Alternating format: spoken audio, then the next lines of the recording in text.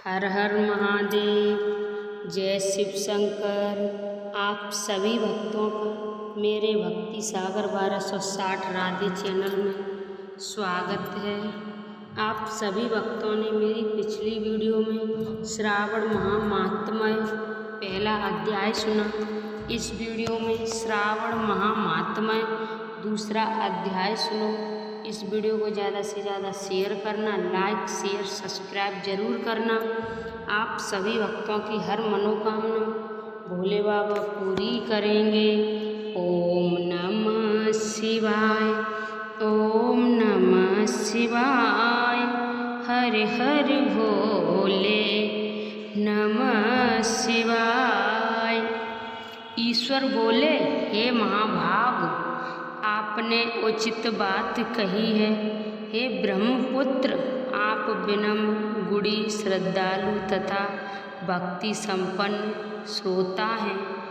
हे अनघ, आपने श्रावण मास के विषय में विनम्रता पूर्वक जो पूछा है उसे तथा जो नहीं भी पूछा है वह सब अत्यंत हर्ष तथा प्रेम के साथ मैं आपको बताऊंगा। द्वेष न करने वाला सबका प्रिय होता है और आप उसी प्रकार के विनम्र हैं, क्योंकि मैंने आपके अभिमानी पिता ब्रह्मा का 5वां मस्तक काट दिया था, जो तो भी आप उस देश भाव का त्याग कर मेरी शरण को प्राप्त हुए हैं। अतः हे तात, मैं आपको सब कुछ बताऊंगा। आप एकाग्रचित होकर सुनिए। हे योगिन, मनुष्य को चाहिए कि श्रावण मास में नियम पूर्वक नक्त व्रत करें और पूरे महीने भर प्रतिदिन रुद्राभिषेक करें। अपनी प्रत्येक प्रिय वस्तु का इस मास में त्याग कर देना चाहिए। पुष्पों, फलों, दांतों, तुलसी की मंजरी तथा तुलसी दलों और बेल पत्रों से शिवजी की लक्ष्य पूजा करनी चाहिए। 1 करोड़ शिवलिंग बनाना चाहिए और ब्राह्मणों को भोजन कराना चाहिए। महीने भर धारण पारण व्रत अथवा उपवास करना चाहिए। इस मास में मेरे लिए अत्यंत प्रीतिकर पंचामृताभिषेक करना चाहिए। इस माह में जो जो शुभ कर्म किया जाता है वह अनंत फल देने वाला होता है। हे मुने, इस माह में भूमि पर सोए ब्रह्मचारी रहे और सत्य वचन बोले। इस मास को बिना व्रत के कभी व्यतीत नहीं करना चाहिए। फलाहार अथवा अभिष्यान ग्रहण करना चाहिए। पत्ते पर भोजन करना चाहिए।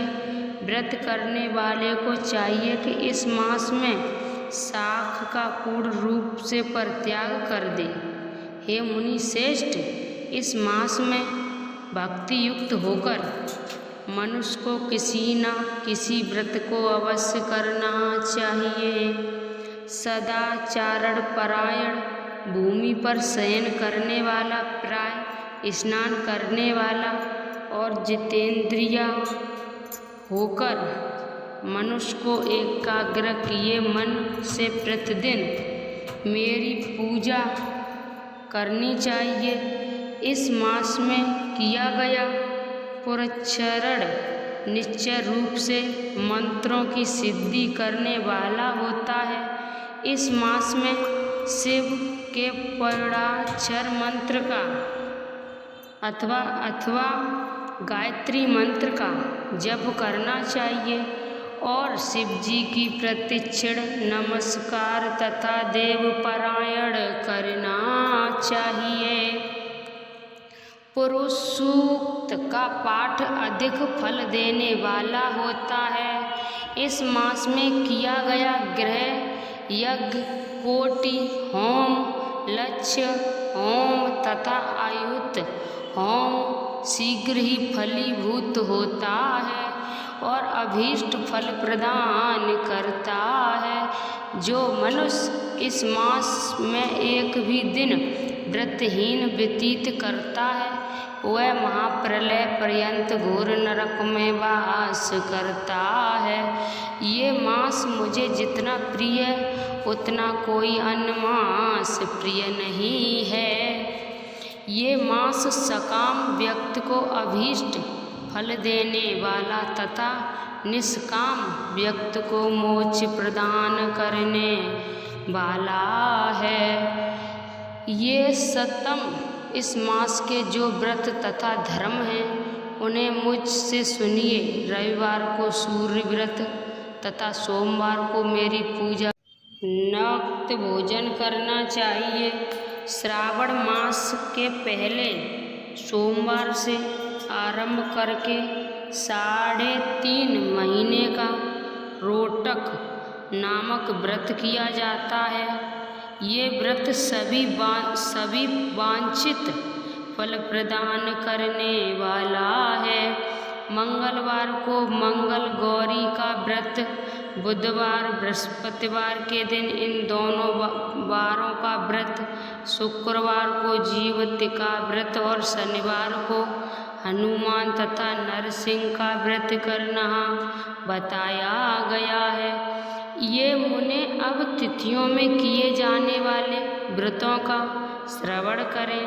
श्रावण के शुक्ल पक्ष की द्वितीया तिथि को औदुंबर नामक व्रत होता है। श्रावण के शुक्ल पक्ष की तृतीया तिथि को गौरी व्रत होता है। इसी प्रकार शुक्ल की चतुर्थी तिथि को दुर्वा गणपति नामक व्रत किया जाता है। हे मुने, उसी चतुर्थी का दूसरा नाम विनायकी चतुर्थी भी है।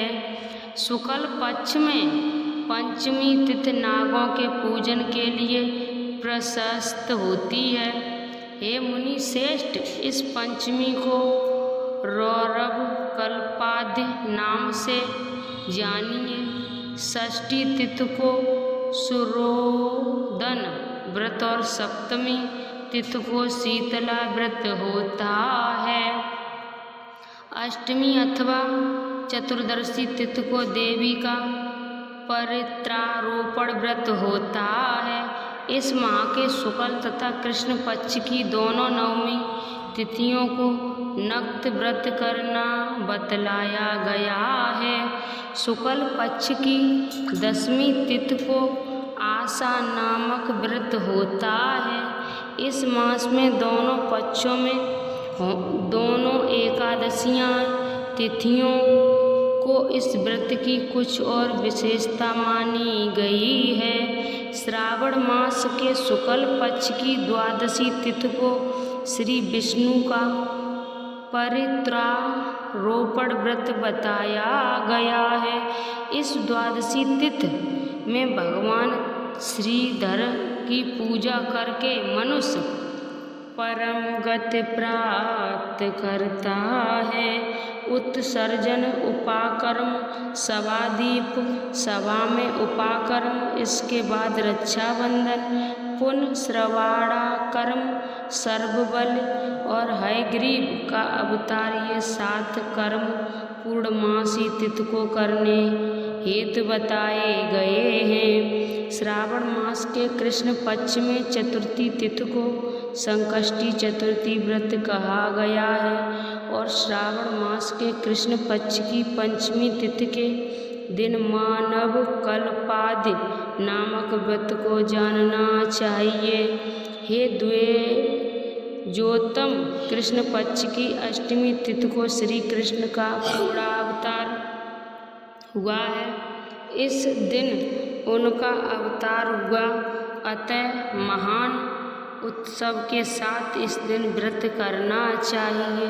हे मुनि श्रेष्ठ, इस अष्टमी को मनवा तिथि जानना चाहिए। श्रावण मास की अमावस्या तिथि को पिठौरा व्रत कहा जाता है।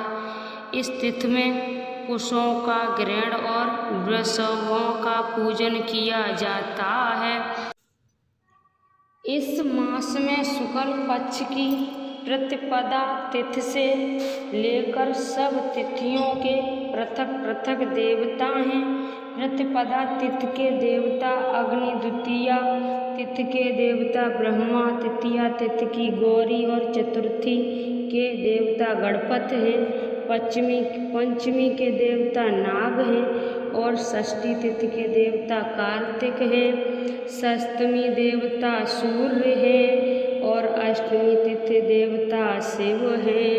नवमी की देवी दुर्गा, दशमी की देवता यम और एकादशी तिथि के देवता विष्णुदेव कहे गए हैं। द्वादशी के विष्णु तथा त्रयोदशी के देवता कामदेव हैं। चतुर्दशी के देवता शिव, पूर्णिमा के देवता चंद्रमा और अमावस्या के देवता पितर हैं। ये सब तिथियों के देवता कहे गए हैं। जिस देवता की जो तिथि हो उस देवता की उसी तिथि में पूजा करनी चाहिए। प्राय इसी मास में अगस्त्य का उदय होता है। हे मुने, मैं उस काल को बता रहा हूँ, आप एकाग्रचित्त होकर सुनिए।